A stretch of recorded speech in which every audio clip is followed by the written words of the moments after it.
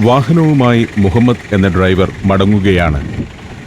ജോർദാനിലെ വാദി rum എന്ന അതിമനോഹരമായ മരുത്താഴ്വരയിലെ സായാഹ്ന സഫാരിക്ക് ശേഷം എന്നെ അൽ റാഹായേബ് ക്യാമ്പിന് മുന്നിൽ കൊണ്ടുവന്നിറക്കിയാണ് മുഹമ്മദ് തന്റെ ഗ്രാമത്തിലേക്ക് മടങ്ങുന്നത്. നല്ല തണുപ്പ് പരന്നിരിക്കുന്നു. ക്യാമ്പിൽ വിളക്കുകൾ തെളിഞ്ഞു കഴിഞ്ഞു. ഒരു കൂറ്റൻ പാറക്കെട്ടിന്റെ ഇടുക്കിലാണ് ക്യാമ്പ് എന്ന് പറയാം. ഇടതുവശത്ത് കാണുന്ന കൂടാരങ്ങൾ എന്നെപ്പോലുള്ള ബജറ്റ് ട്രാവലേഴ്സിനുള്ളതാണ്. ഇതിലൊന്നിലും വൈദ്യുതിയില്ല. കുറെ കൂടി സൗകര്യങ്ങളും വൈദ്യുതിയുമെല്ലാമുള്ള VIP കൂടാരങ്ങൾ ക്യാമ്പിന്റെ മറ്റൊരു വശത്താണുള്ളത്. പകൽ നേരത്ത് ഇവിടെ നല്ല ചൂടായിരിക്കും. പക്ഷേ വൈകുന്നേരമാകുന്നതോടെ തണുപ്പ് പരക്കുന്നു. ചെറിയ കാറ്റുമുണ്ട്. രാത്രിയിൽ കാറ്റിന്റെ ശക്തി കൂടും. ഈ പാറക്കെട്ടിന്റെ സംരക്ഷണയിൽ ക്യാമ്പ് സ്ഥാപിച്ചിരിക്കുന്നത് തന്നെ മരുക്കാറ്റിൽ നിന്നും രക്ഷ നേടാനാണ്. സന്ധ്യയാവും തോറും കൂടാരങ്ങൾക്ക് പഴമയുടെ ഒരു നിറം കൈവരുന്നു. ഒരു ബെദൂയിയൻ ഗോത്രഗ്രാമത്തിന്റെയോ മരുഭൂമിയിലെ വർത്തക സംഘത്തിന്റെ താൽക്കാലിക താവളത്തിന്റെയോ ഭാവമാണ് ഇപ്പോൾ ക്യാമ്പിന്. നീളൻ വെയിറ്റിംഗ് ഏരിയയിൽ ആളുകളെ ഒന്നും കാണുന്നില്ല. നടുമുറ്റത്ത് ഒരു അഗ്നികുണ്ഡമുണ്ട്. വലിയ വിറക് കഷ്ണങ്ങൾ എരിഞ്ഞുകൊണ്ടിരിക്കുന്നു. അതിനു ചുറ്റും ഇരിപ്പിടങ്ങൾ. തണുപ്പ് അസഹ്യമാകുമ്പോൾ അതിനടുത്തു ചെന്നിരിക്കാം.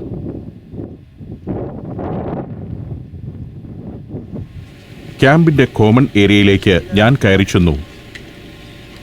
ബെദൂയിയൻ കുഷ്നുകൾ നിരത്തിയിട്ട ഒരു നീളൻ കൂടാരം. പകൽ നേരത്ത് മറ്റൊന്നും ചെയ്യാനില്ലാത്തപ്പോൾ ആളുകൾ ഇവിടെ വന്നിരിക്കുന്നതും കാറ്റുകൊണ്ട് മയങ്ങുന്നതുമൊക്കെയാണ് പതിവ്.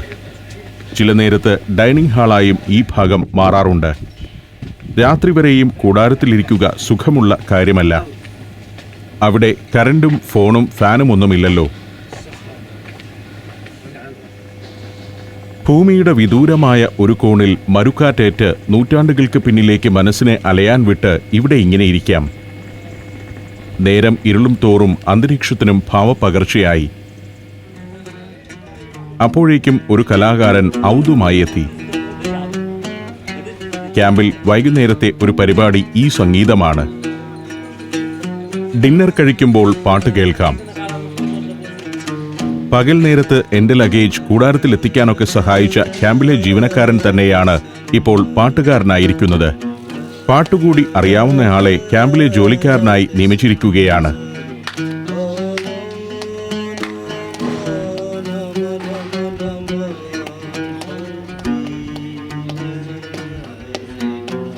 മരുഭൂമിയുടെ മധ്യത്തിലുള്ള ഒരു കൂടാരത്തിൽ തണുത്ത കാറ്റേറ്റ് ഈ സംഗീതം ആസ്വദിച്ച് ഇരിക്കുക രസകരമായ ഒരു അനുഭവമാണ്. ഗായകൻ മാത്രമല്ല, കൈത്താളമിടുന്നയാളും പകൽ നേരത്ത് ക്യാമ്പിൽ മറ്റു ജോലികൾ ചെയ്യുന്നത് കണ്ടിരുന്നു.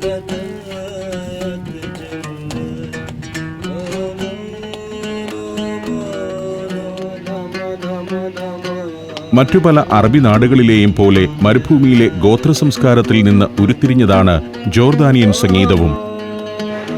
ഔദും റബാബുമാണ് ഇന്നാട്ടിലെ പ്രധാന സംഗീത ഉപകരണങ്ങൾ. സോളോ പ്രകടനത്തിനും സംഘഗാനങ്ങൾക്കും ഔദ് അകമ്പടിയാകുന്നു. സജൽ എന്ന സാഹിത്യപ്രധാനമായ ഗാനമാണ് ജോർദാനിയൻ സംഗീതത്തിലെ ഏറ്റവും പുരാതനവും ഇന്നും നിലനിൽക്കുന്നതുമായ ഗാനരൂപം. ഇസ്ലാമിനു മുൻപ് തന്നെ അറേബ്യയിൽ നിലവിലുണ്ടായിരുന്ന സജൽ ചെറിയ മാറ്റങ്ങളോടെ അൾജീരിയയിലും പാലസ്തീനിലും ലെബനോനിലുമൊക്കെ നിലവിലുണ്ട്. ബെദൂയിയൻ പരമ്പരാഗത സംഗീതമാണ് ജോർദാനിലെ ഇന്നത്തെ ഗാനശാഖകളുടെ എല്ലാം അടിസ്ഥാനം.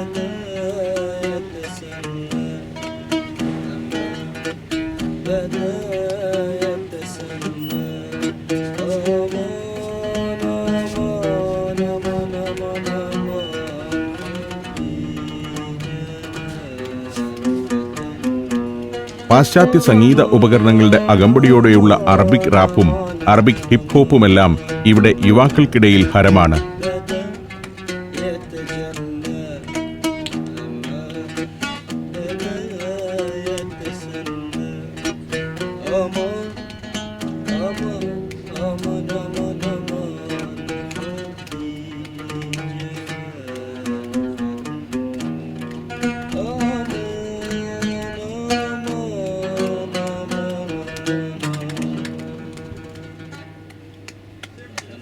ക്യാമ്പിലെ മറ്റു കൂടാരങ്ങളിലൊക്കെ വസിച്ചിരുന്നവർ ഇറങ്ങി കോമൺ ഏരിയയിലേക്ക് പാട്ട് കേൾക്കാൻ എത്തിയിരിക്കുന്നു.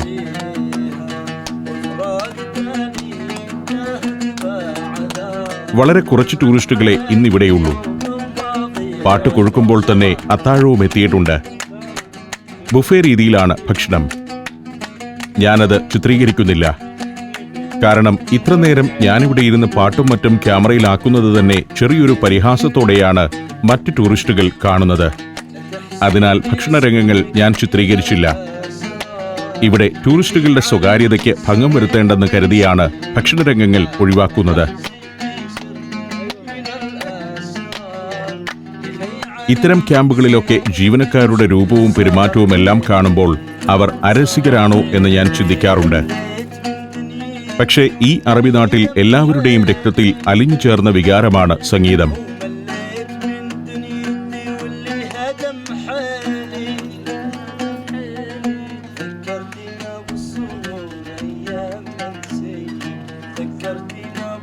ഇവരിൽ ധാരാളം കലാകാരന്മാരുമുണ്ട്.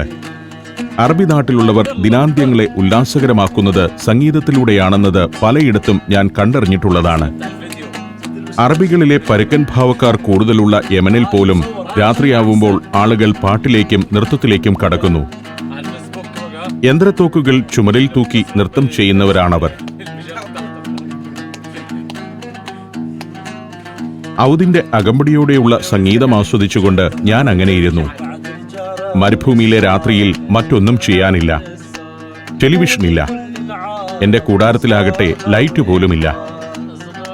2 മെഴുകുതിരിയാണ് തന്നിരിക്കുന്നത്. അതിനാൽ ഉറക്കം വരുവോളും ഈ പാട്ട് കേട്ടിരിക്കുകയല്ലാതെ മറ്റു നിർവാഹമൊന്നുമില്ല.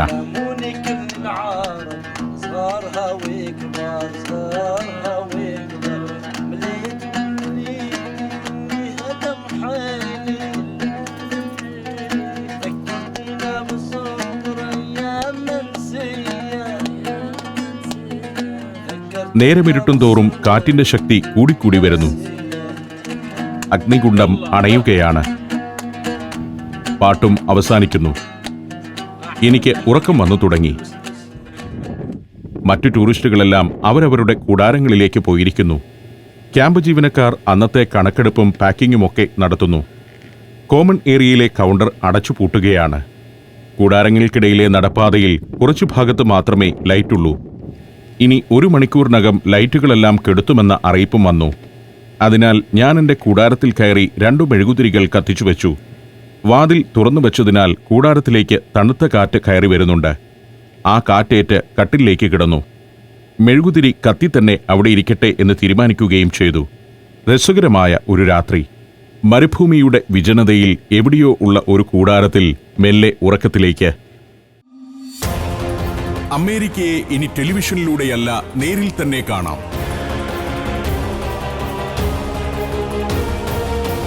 സഞ്ചാരം ഒരുക്കുന്ന 14 ദിവസം നീണ്ടു നിൽക്കുന്ന ഒരു അവിസ്മരണീയ യാത്ര. Wonders of USA. സാൻ ഫ്രാൻസിസ്കോയിൽ നിന്ന് തുടങ്ങി Los Angeles, Las Vegas, Niagara Falls, Washington DC എന്നിവിടങ്ങളെല്ലാം പിന്നിട്ട് ന്യൂയോർക്കിൽ സമാപിക്കുന്ന ദീർഘമായൊരു അമേരിക്കൻ സഞ്ചാരം.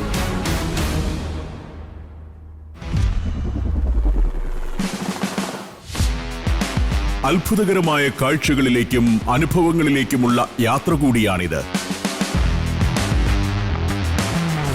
Golden Gate Bridge, Fisherman's Wharf, Universal Studios, Hollywood Walk of Fame, Hollywood sign, Las Vegas എന്ന ഉല്ലാസ നഗരം, Grand Canyon, Hoover Dam, Niagara Falls, White House, 9/11 memorial തുടങ്ങി 100 കണക്കിന് കാഴ്ചകൾ.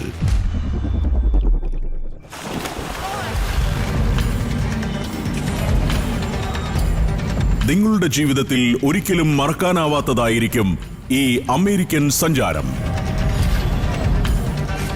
US വിസയുള്ളവർ ബുക്കിംഗിനും കൂടുതൽ വിവരങ്ങൾക്കും ഉടൻ വിളിക്കൂ. ഫോൺ 75919 സന്ദർശിക്കൂ sanjaram.com. അടുത്ത പ്രഭാതത്തിൽ ആദ്യം ബാഗുകളെല്ലാം പാക്ക് ചെയ്തു വെച്ചു. നേരത്തെ തന്നെ പുറപ്പെടണം. കൂടാരത്തിന് പുറത്തിറങ്ങുമ്പോൾ നല്ല വെയിൽ പരന്നിരിക്കുന്നു. 6 മണിയാവുമ്പോഴേക്കും ഇവിടെ നല്ല വെയിലുണ്ടാവും. ഇപ്പോൾ സമയം 7 മണി കഴിഞ്ഞിരിക്കുന്നു. കുളിച്ചൊരുങ്ങി കൂടാരങ്ങൾക്ക് മുന്നിലേക്ക് ഇറങ്ങി നിൽക്കുകയാണ് ഞാൻ താമസിച്ച 3-ാം നമ്പർ കൂടാരത്തിനു ചുറ്റുമുള്ള മറ്റു കൂടാരങ്ങളിലൊന്നും രാത്രിയിൽ ആളുകളില്ലായിരുന്നുവെന്ന് ഇപ്പോഴാണ് മനസ്സിലാവുന്നത്. ആകെ 10ഓളം പേരാണ് ഇന്നലെ ക്യാമ്പിലുണ്ടായിരുന്നത്. അവരിൽ കൂടുതൽ പേരും VIP കൂടാരങ്ങളിലാണ് വാസം. കറണ്ടില്ലാത്ത കൂടാരത്തിൽ ഞാൻ ഏറ്റവും ഉത്കണ്ഠയിലായത് ക്യാമറ ബാറ്ററികൾ ചാർജ് ചെയ്യുന്ന കാര്യത്തിലാണ്. ഭാഗ്യവശാൽ ചാർജ് ചെയ്തു വച്ച ഏതാനും എക്സ്ട്രാ ബാറ്ററികൾ കൈവശമുണ്ട്. ഇന്നത്തെ ഷൂട്ടിംഗ് നടക്കും. കൂടാരത്തിൽ കറണ്ട് ഉണ്ടാവില്ലെന്നും 11 മണിയോടെ ക്യാമ്പിലെ മുഴുവൻ വൈദ്യുതിയും ഓഫാക്കുമെന്നുമെല്ലാമുള്ള കാര്യങ്ങൾ ട്രാവൽ ഏജന്റ് മുൻകൂട്ടി പറഞ്ഞിരുന്നില്ല. ഈ പ്രദേശത്തെ കൂടാരങ്ങളും അതിന് പശ്ചാത്തലമാകുന്ന പാറക്കെട്ടുകളുമെല്ലാം എത്ര കണ്ടാലും മതിവരാത്ത കാഴ്ചകളാണ്. കൂടാരങ്ങൾക്കും കോമൺ ഏരിയയ്ക്കുമിടയിലെ മണൽമുറ്റത്ത് ഫയർ പ്ലേസ്. വാദി റമ്മിലെ ഏറ്റവും പ്രമുഖമായ റിസോർട്ടാണ് അൽ റാഹായേബ്. ഇവർക്ക് ഈ പ്രദേശത്ത് വേറെയും ക്യാമ്പുകളുണ്ട്.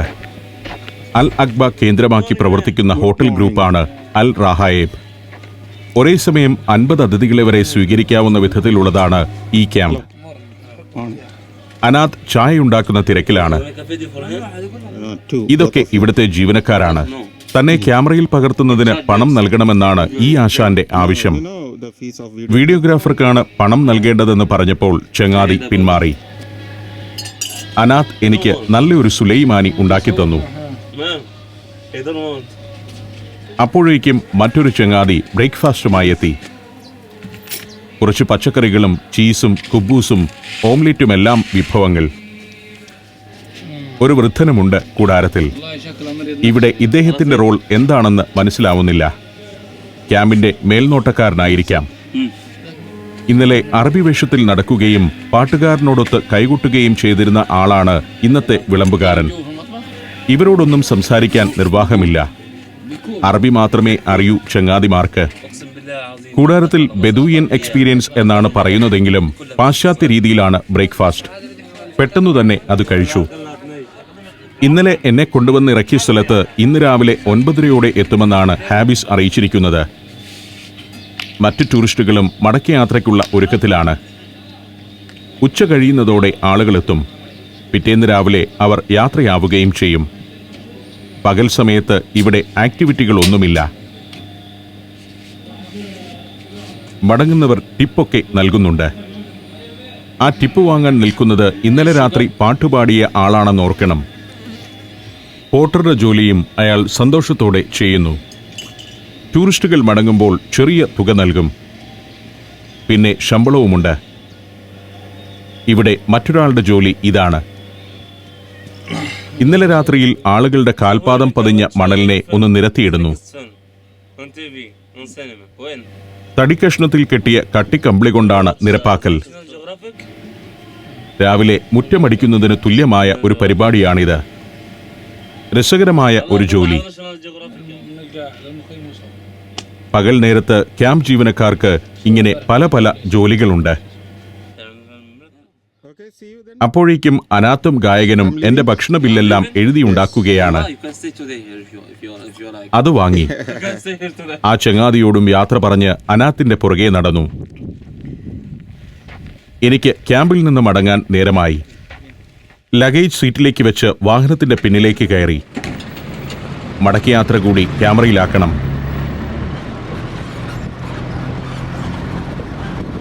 അൽ റഹായേബ് ക്യാമ്പും അതിന് കോട്ടകെട്ട് നിൽക്കുന്ന മലകളും പിന്നിലാവുകയാണ്. 2 മലകൾ സംഗമിക്കുന്നതിന് ചുവട്ടിലാണ് ക്യാമ്പിന്റെ സ്ഥാനം. ഒരു വശത്ത് വലിയൊരു മണൽക്കുന്ന്. ഇതിന്റെ എല്ലാം സംരക്ഷണയിലാണ് ക്യാമ്പിലെ കൂടാരങ്ങളെന്ന് പറയാം. കാലം കുത്തുപണി ചെയ്ത സാൻഡ്സ്റ്റോൺ മല ദൂരെ നിന്ന് കാണുമ്പോൾ പുരാതനമായൊരു ക്ഷേത്രക്കെട്ടാണെന്ന് തോന്നും. മരുഭൂമിയിൽ ടൂറിസത്തിന്റെ സാധ്യത വളരെ കൂടുതലാണെന്നതാണ് ജോർദാൻ നമുക്ക് വ്യക്തമാക്കി തരുന്നത്. അല്ലെങ്കിൽ മരുഭൂമി പോലും ടൂറിസത്തിനു വേണ്ടി ഒരുക്കിയെടുക്കാമെന്നതും. വാദി റം വെറുമൊരു മരുഭൂ താഴ്വര മാത്രമല്ല, ഒരു ചരിത്ര ഭൂമിക കൂടിയാണ്. 720 ചതുരശ്ര കിലോമീറ്റർ വരും വാദി റം എന്ന പ്രദേശത്തിന്റെ ആകെ വിസ്തീർണം. വിശാലമായ മരുഭൂമിയും മനുഷ്യർ കടന്നു ചെല്ലാത്ത ദുർഘടമായ പാറയിടുക്കുകളും മലകളുമെല്ലാം വാദി റമ്മിന്റെ ഭാഗമാണ്. നോക്കത്താ ദൂരം പരന്നുകിടക്കുന്ന മണലാരണ്യം. മരുഭൂമിയിൽ തോന്നുന്ന വഴിയിലൂടെ കാർ ഓടിക്കുകയല്ല ഇവിടുത്തെ ഡ്രൈവർമാർ ചെയ്യുന്നത്. ഇവർക്ക് പ്രത്യേകമായ ചാലുകളുണ്ട്. അങ്ങനെ ചെല്ലുമ്പോൾ ജലാശയം പോലൊരു ഭാഗം മുന്നിൽ കാണുന്നു. മണൽപ്പരപ്പ് തന്നെയാണിത്. പക്ഷേ മഴക്കാലത്ത് ഇവിടം ഒരു തടാകമായി മാറും. മരുഭൂമിയുടെ മറ്റു ഭാഗങ്ങളിൽ നിന്നെല്ലാമുള്ള വെള്ളം ഇവിടെ വന്ന് കെട്ടിക്കിടക്കും. കുറച്ചു കാലത്തേക്ക് മാത്രമുള്ള പ്രതിഭാസമാണത്. വെള്ളം കെട്ടിക്കിടക്കുന്ന ഭാഗം പിന്നീട് ഒരു തിട്ട പോലെയാവും. വെയിലേറ്റ് അത് പാറ പോലെ ഉറയ്ക്കുകയും ചെയ്യുന്നു. അവിടെയാണ് ക്യാമ്പിലേക്കുള്ള ആളുകളെ കൊണ്ടുവരാനും കൊണ്ടുപോകാനും പുറമേ നിന്നുള്ള വാഹനങ്ങൾ എത്തുന്നത്. ഇവിടെ ഹാബിസ് കാറുമായി എത്തിയിട്ടുണ്ട്. ഹാബിസ് കൃത്യസമയം പാലിച്ചിരിക്കുന്നു. രാവിലെ പെട്രോയിൽ നിന്നും വണ്ടിയോടിച്ചു വന്നതാണ്. 2 മണിക്കൂറിൻ്റെ യാത്രയുണ്ട് പെട്രോയിൽ നിന്നും ഇവിടേക്ക്. 7 മണിക്ക് പുറപ്പെട്ടു കാണും. ഹാബിസ് ഹാപ്പിയാണ്. അനാത്തിന് നന്ദി പറഞ്ഞു. ഒരു പാവം ബന്ധുവാണ് അനാഥ്. സമയം പാലിച്ചതിൽ എനിക്കും ഹാബിസിനും സന്തോഷമുണ്ട്. അനാഥ് വണ്ടിയിൽ കയറി. അയാൾക്ക് മറ്റെവിടേക്കോ പോകാനുണ്ട്. ഞങ്ങൾ യാത്ര തുടങ്ങി. വാദി റമ്മിന്റെ ഉറച്ച പരന്ന പ്രതലം. യഥാർത്ഥ വാദി റം ഈ ഭാഗമൊക്കെയാണ്. വെള്ളം കെട്ടിക്കിടക്കുന്നതിനാൽ മണലും ചെളിയും യോജിച്ച് അത് വെയിലിൽ ഉറച്ച് സെറ്റായ പ്രതലം. ശരിക്കും കോൺക്രീറ്റ് ചെയ്തതുപോലെയുണ്ട്. എല്ലാ മഴക്കാലത്തും ഇവിടെ വെള്ളം കെട്ടിക്കിടക്കാറുണ്ട്. പിന്നീട് വെയിൽ തെളിയുമ്പോൾ അത് ഉറയ്ക്കും. എത്രയോ നൂറ്റാണ്ടുകളായി ആവർത്തിക്കുന്ന പ്രക്രിയയാണത്. 2011 യുനെസ്കോ വാദി റമ്മിനെ ലോക പൈതൃകസ്ഥാന പട്ടികയിൽ ഉൾപ്പെടുത്തിയിരുന്നു. വെറും മരുഭൂമി മാത്രമല്ല ഇത്. ചരിത്രവും ഭൂമിശാസ്ത്രപരമായ പ്രത്യേകതകളും ആവാസ വ്യവസ്ഥകളുമെല്ലാം വാദി റമ്മിനെ മറ്റു മരുഭൂ പ്രദേശങ്ങളിൽ നിന്ന് വ്യത്യസ്തമാക്കുന്നു. വലിയ പുരോഗതിയൊന്നും കൈവരിച്ചിട്ടില്ലാത്ത, ഇപ്പോഴും ആടുവളർത്തൽ മാത്രം ഉപജീവനമാർഗമായ അനേകം ബെദൂയൻ ഗ്രാമങ്ങൾ വാദി റമ്മിന്റെ പല കോണുകളിലുമുണ്ട്. സെലാബിയ ബെദുഗോത്രമാണ് വാദി റമ്മിലെ താമസക്കാർ. BC 4-ാം നൂറ്റാണ്ട് മുതൽ തന്നെ വാദി റമ്മിലെ മലയിടുക്കുകളിലും പാറക്കെട്ടുകൾക്ക് ചുവട്ടിലും ചെറുഗ്രാമങ്ങൾ ഉണ്ടായിരുന്നു. ഇപ്പോഴും വലിയ പുരോഗതി കൈവരിച്ചിട്ടില്ലാത്ത വാദി റം ഗ്രാമത്തിൽ ഗവൺമെന്റ് ആൺകുട്ടികൾക്കും പെൺകുട്ടികൾക്കും വേണ്ടി ഓരോ സ്കൂളുകൾ സ്ഥാപിച്ചിട്ടുണ്ട്. അതിനു മുൻപ് ഈ പ്രദേശവാസികളിൽ ഭൂരിഭാഗവും വിദ്യാഭ്യാസം നേടിയിരുന്നില്ലെന്നതാണ് ശ്രദ്ധേയമായ കാര്യം.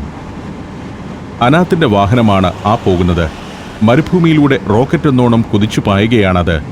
ക്യാമ്പിലേക്കുള്ള സാധനങ്ങൾ വാങ്ങാനുള്ള പോക്കാണ്. ഞങ്ങളുടെ കാർ അൽ ദീസെ പട്ടണത്തിലേക്ക് കയറിയിരിക്കുന്നു. അടുത്ത കാലത്ത് രൂപപ്പെട്ട ഒരു പട്ടണം.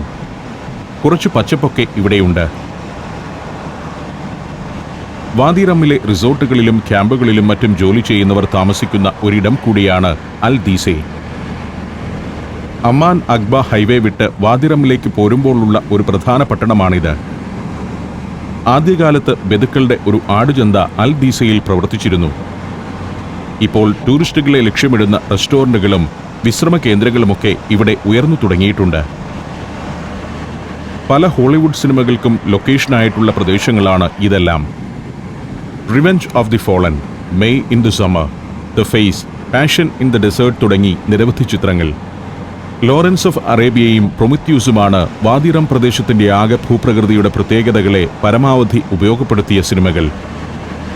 മരുഭൂമിയിലെ ഈ പാറക്കെട്ടുകൾ തന്നെയാണ് വാദി റമ്മിന് വ്യത്യസ്തമായൊരു ഭാവം നൽകുന്നത്. ഇവിടേക്ക് ടൂറിസ്റ്റുകളെയും സിനിമാ പ്രവർത്തകരെയും എല്ലാം ആകർഷിക്കുന്നതും ഈ പ്രത്യേകതകൾ തന്നെ. T.E. ലോറൻസ് എന്ന തോമസ് എഡ്വേർഡ് ലോറൻസ് ആണ് വാദി റം എന്ന മനോഹര പ്രദേശത്തെക്കുറിച്ച് പാശ്ചാത്യ ലോകത്തിന് വ്യക്തമായ ചിത്രം നൽകിയ ആൾ. ബ്രിട്ടീഷ് ആർമി ഓഫീസറായി ഇവിടെ എത്തുകയും അറേബ്യയിലെ തന്നെ ഹീറോ ആയി മാറുകയും ചെയ്ത ലോറൻസിന്റെ ജീവിതം പിന്നീട് നിരവധി പുസ്തകങ്ങൾക്കും സിനിമകൾക്കും വിഷയമായി. 7 പില്ലേഴ്സ് ഓഫ് വിസ്ഡം എന്ന തന്റെ ആത്മകഥയിൽ ലോറൻസ് കൂടുതൽ ഭാഗത്തും വിവരിക്കുന്നത് വാദി റമ്മിനെക്കുറിച്ചാണ്. മരുഭൂമിയുടെ ഈ കാഴ്ചകൾ എത്ര കണ്ടാലും മതിവരില്ല. ഇടയ്ക്കിടെ പാതയെ മുറിച്ചുകൊണ്ട് ഇവിടുത്തെ റെയിൽവേ ലൈൻ കടന്നുപോകുന്നു. ഫോസ്ഫേറ്റുമായി തീവണ്ടികൾ അൽ അക്ബ തുറമുഖത്തേക്ക് പോകുന്ന പാളം 1916 ബ്രിട്ടീഷുകാർ സ്ഥാപിച്ച പാളമാണ്. അതിൻ്റെ റെയിൽവേ സ്റ്റേഷനിലേക്കൊന്ന് പോകണമെന്ന് ഞാൻ ഹാബിസിനോട് പറഞ്ഞു. ഭാഗ്യമുണ്ടെങ്കിൽ അവിടെ തീവണ്ടി തന്നെ കാണാമെന്ന് ഹാബിസും പറയുന്നു. രാവിലെ ഒരു ട്രെയിൻ ഫോസ്ഫേറ്റുമായി അക്ബ തുറമുഖത്തേക്ക് പോകാറുണ്ട്. ആ ട്രെയിൻ മിക്കവാറും കാണാനാവും. ഉത്തരേന്ത്യയിൽ കാണുന്ന പഴയ ക്ഷേത്രങ്ങളുടെ രൂപമാർന്ന പർവ്വതങ്ങൾ ഒരു ഭാഗത്ത്. ഏതായാലും റെയിൽവേ സ്റ്റേഷനിലേക്ക് പോകണം. ട്രെയിൻ കാണാനായില്ലെങ്കിലും ആ ചരിത്ര മന്ദിരത്തെ ക്യാമറയിലാക്കണം. ലോറൻസ് ഓഫ് അറേബ്യ ഉൾപ്പെടെയുള്ള ചിത്രങ്ങളുടെ ലൊക്കേഷനായിരുന്നു വാദി റം റെയിൽവേ സ്റ്റേഷൻ. സിനിമയ്ക്ക് വേണ്ടി നിർമ്മിച്ച ട്രെയിൻ ഇപ്പോൾ അവിടെയുണ്ട്. മനുഷ്യർ യാത്ര ചെയ്യുന്ന ട്രെയിനിലെങ്കിലും സിനിമയിൽ അത് യാത്രാ ട്രെയിനായി ചിത്രീകരിക്കാറുമുണ്ട്. ചിലയിടത്തെത്തുമ്പോൾ വാഹനപാതയും റെയിൽവേ ലൈനും സമാന്തരമായി പോകുന്നത് കാണാം. അടുത്ത കാലത്ത് പുതുക്കിപ്പണിത പാളമാണ്. വിജനമായ പ്രദേശത്തുകൂടി ചരിത്രത്തിലേക്കെന്നോണം നീണ്ടുകിടക്കുന്ന പാളങ്ങൾ. ഇക്കാണുന്നതാണ് വാദി റം റെയിൽവേ സ്റ്റേഷൻ. ഈ റെയിൽപാതയ്ക്ക് ഒരു സ്റ്റേഷന്റെ ആവശ്യം എന്തെന്ന് തന്നെ മനസ്സിലാവുന്നില്ല. പുതിയ കാലത്തെ കെട്ടിടമാണ്. ഏതായാലും ഇവിടെ കയറിയ ശേഷം യാത്ര തുടരാമെന്ന് തീരുമാനിച്ച് കാർ അവിടേക്ക് തിരിച്ചുവിട്ടു. പണ്ട് ഇവിടെ ഒരു റെയിൽവേ സ്റ്റേഷൻ ഉണ്ടായിരുന്നതാണ്. അത് തകർന്നടിഞ്ഞ ശേഷം കുറേ കാലം ഇവിടെ സ്റ്റേഷൻ പ്രവർത്തിച്ചിരുന്നില്ല. ചരിത്രപരമായും ടൂറിസത്തിലും വാദി റമ്മിന്റെ പ്രാധാന്യം വർദ്ധിച്ചതോടെയാണ് പുതിയൊരു സ്റ്റേഷൻ ഇവിടെ ഉയർന്നത്. ഇതാണ് വാദി റം റെയിൽവേ സ്റ്റേഷൻ. 1916 എന്ന് മുന്നിൽ എഴുതി വച്ചിരിക്കുന്നു. ഈ റെയിൽവേ സ്റ്റേഷൻ സ്ഥാപിതമായിട്ട് 100 വർഷം തികയാൻ ഇനി 2 കൊല്ലം കൂടിയേയുള്ളൂ. കൗതുകമുണർത്തുന്ന ട്രെയിൻ. അതിൻ്റെ കാഴ്ചകളിലേക്ക് ഞാൻ നടക്കുകയാണ്.